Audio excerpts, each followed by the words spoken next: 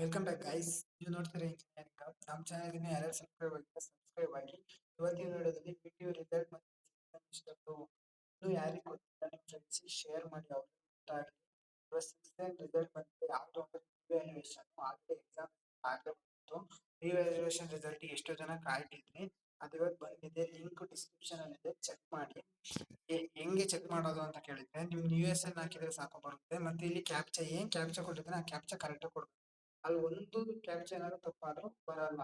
ಇವತ್ತಿನ ವಿಡಿಯೋ ಇಷ್ಟ ಆಗಿದ್ರೆ ಲೈಕ್ ಮಾಡಿ, ಶೇರ್ ಮಾಡಿ, ಸಬ್ಸ್ಕ್ರೈಬ್ ಆಗಿ ಯಾರ್ಯಾರು ಮಾಡಿಲ್ಲ.